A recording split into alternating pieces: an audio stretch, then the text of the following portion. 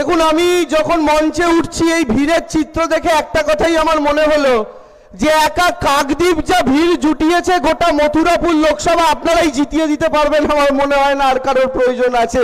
একা কাকদ্বীপের মানুষ যা ভিড় জমিয়েছেন।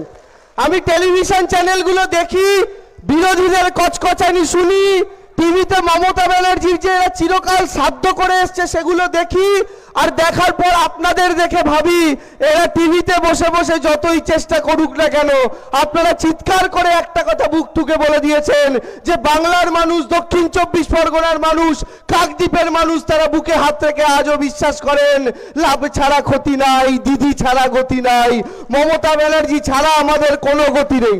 আমি আমাদের মঞ্চে উপস্থিত স্থানীয় বিধায়ক, কাকদ্বীপের বিধায়ক মাননীয় মন্টুরাম পাখিরা মহাশয় উপস্থিত আছেন মাননীয় সাংগঠনিক জেলার সভাপতি সুন্দরবন জেলার জয়দেব হালদার মহাশয়, এছাড়াও যোগরঞ্জন হালদার উপস্থিত আছেন, জনাব গিয়াসউদ্দিন মোল্লা উপস্থিত আছেন, নমিতাদি উপস্থিত আছেন, বাপি হালদার উপস্থিত আছেন, অলোক জলদাতা উপস্থিত আছেন, রায়দিঘির এমএলএ নীলিমাদি উপস্থিত আছেন, শ্রীমন্তবাবু উপস্থিত আছেন, সমাজশ্রী দেবী, এছাড়াও মাননীয় মুক্তার মোল্লা মহাশয়, মলয় বাবু, বিজয় বাবু থেকে শুরু করে রীনা দেবী প্রত্যেকে উপস্থিত আছেন সকল নেতৃত্বে, এবং মঞ্চে উপস্থিত আছেন পশ্চিমবঙ্গ সরকারের মাননীয় মৎস্যমন্ত্রী বিপ্লব বাবু, তাকে আমি প্রণাম জানাই, আমাদের বয়োজ্যেষ্ঠ নেতা, আমাদের বরিষ্ঠ নেতা, এবং মঞ্চে উপস্থিত আপনাদের প্রত্যেকের প্রিয় চণ্ডীপুরের মাননীয় বিধায়ক সোহম দা উপস্থিত আছেন, সোহম চক্রবর্তী মহাশয়।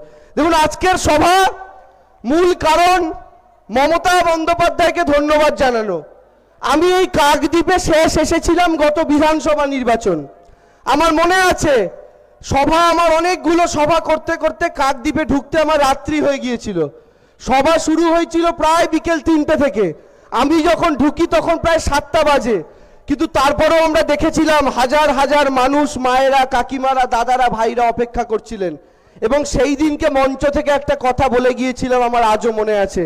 সেদিন বিজেপির দাপাদাপি, লাফালাফি, হেলিকপ্টারে করে নেতা আসছে, প্লেনে করে নেতা যাচ্ছে, অমিত শাহ এসে আলু পটল মূলোর মতো নেতা কিনে নিয়ে যাচ্ছে, যেখানেই দেখছে তৃণমূলের নেতা ভাঙিয়ে ভাঙিয়ে নিয়ে যাচ্ছে। দেখে মনে হচ্ছিল দিদি বোধহয় হেরে গেল, দিলীপ ঘোষ মনে হয় মুখ্যমন্ত্রী হয়ে গেল। সেদিনকে আমরা একটা কথা এখানে দাঁড়িয়ে বুক ঠুকে বলে গিয়েছিলাম, নিশ্চিন্ত থাকুন মায়েরা দাদারা, 200-র ওপরে আসন নিয়ে আবার মমতা ব্যানার্জি মুখ্যমন্ত্রী হবেন, আর সেটাই কিন্তু হয়েছিল। আমি আবার বলি, টেলিভিশন ঠিক করে দেয় না, বিরোধীদের অপপ্রচার ঠিক করে দেয় না। আপনারা এখানে এত দাদারা আছেন আর বাদিকে এত মায়েরা আছেন।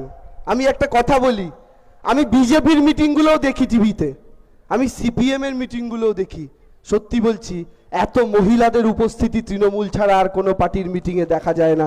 কেন জানেন? এর একটা মূল কারণ কি? 3টে কারণ আছে। প্রথম কারণ, ভারতবর্ষে এতগুলো রাজ্য, 30টার ওপর রাজ্য, তার মধ্যে পশ্চিমবঙ্গ একটা, বিজেপির সরকার আছে 20টার ওপর রাজ্যে। কিন্তু অদ্ভুত ব্যাপার কি জানেন? বিজেপির 20টার ওপর রাজ্যে সরকার, কিন্তু একটা রাজ্যে ওরা কোনো মহিলাকে মুখ্যমন্ত্রী করেনি, সব কটাতে পুরুষ। আর তৃণমূলের কটা রাজ্যে সরকার? একটাই রাজ্যে, পশ্চিমবঙ্গ। আর সেই একটাই রাজ্য, একটাতেই মুখ্যমন্ত্রী দেখুন, ভারতবর্ষের একমাত্র মহিলা মুখ্যমন্ত্রী মমতা বন্দ্যোপাধ্যায়। দ্বিতীয় কারণ কি? এত মায়েদের উপস্থিতির আরো একটা কারণ আছে, সেটা হচ্ছে লক্ষ্মীর ভান্ডার। কি হাসি দেখেছেন? এই হাসি শুনেই শুভেন্দুবাবু কেঁপে গেছে। এই মায়েদের এই হাসি ভয়ঙ্কর। শুভেন্দুবাবু কাঁথি থেকে শুনতে পাচ্ছেন, দিলীপ বাবু মেদিনীপুর থেকে শুনতে পাচ্ছেন। এই হাসিটা কিন্তু একদিকে যেমন দিদির প্রতি ভালোবাসার হাসি, আর এই হাসির আরো একটা কারণ হচ্ছে আপনাদের বিজেপির প্রতি বিদ্রুপের হাসি। কেন হাসি বললাম মায়েরা?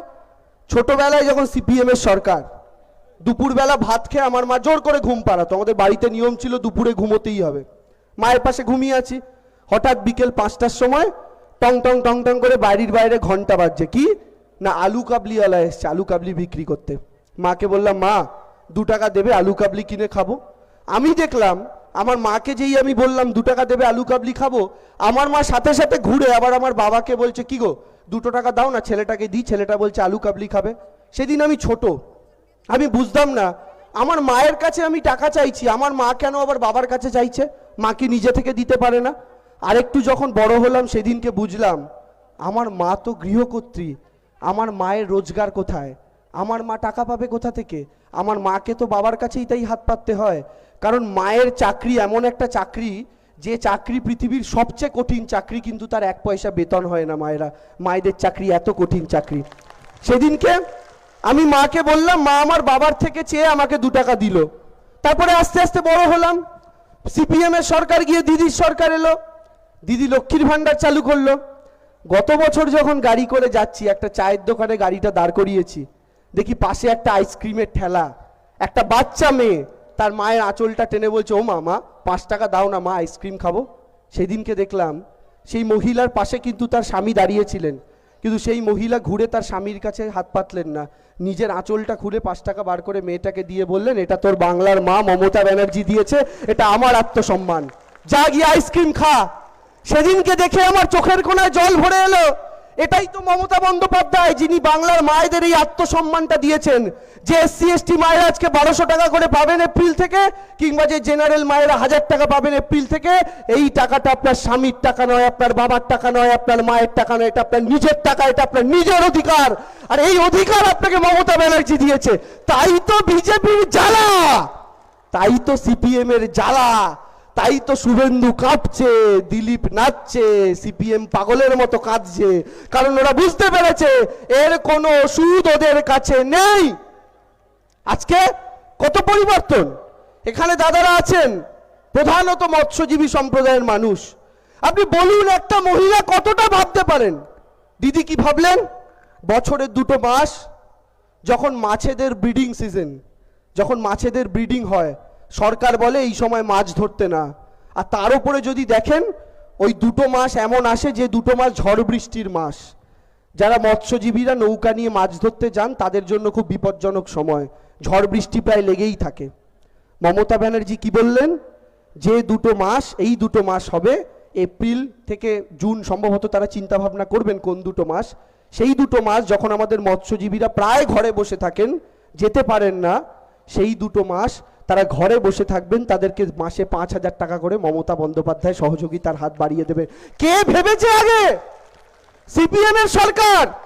দাদারা ভাইরা, আমার কপাল পোড়া। কেন জানেন কপাল পোড়া? সিপিএম এর সময় স্কুলে পড়েছি, না সাইকেল পেলাম, না জামা পেলাম, না মিড ডে মিল পেলাম, না ছাতার মাথা টেস্ট পেপার পেলাম, না ব্যাগ পেলাম, না জুতো পেলাম, মোজা পেলাম, বই পেলাম, খাতা পেলাম। আর আজকে আমার ভাই বোনগুলোকে দেখে কি হিংসে হয়। ওদের দেখি, আমাকে একদিন সিপিএম এর নেতা আমার বাড়িতে ভোট চাইতে এসছে। আমার মা বলছে, তুমি জানো আমার ছেলেকে স্কুল ড্রেস কে কিনে দিয়েছে? সিপিএম এর নেতাটা বলছে, কে? বলছে আমি। বলছে জুতো আমি, ব্যাগ আমি, টেস্ট পেপার আমি। আমার মা বলছে সাইকেল আমি। এবার আমার মা আমার কাকার একটা ছেলেকে হাত ধরে টেনে নিয়ে এলো, বলে আমার ছেলে তোমাদের আমলে স্কুলে পড়েছে। বলে সিপিএম এর নেতাটাকে বললো, দেখো এ দিদির আমলে স্কুলে পড়ছে, একে জিজ্ঞেস করো তো। সিপিএম নেতারা জিজ্ঞেস করলো, কি রে বাবা, তোকে সাইকেল কে কিনে দিয়েছে? বলছে বাংলার দিদি, টেস্ট পেপার বাংলার দিদি, ব্যাগ বাংলার দিদি, জুতো বাংলার দিদি, মোজা বাংলার দিদি, স্কুল ড্রেস বাংলার দিদি। এটাই তো পরিবর্তন। এই বদলটা সিপিএম এর বাবুরা আনতে পারেননি কেন?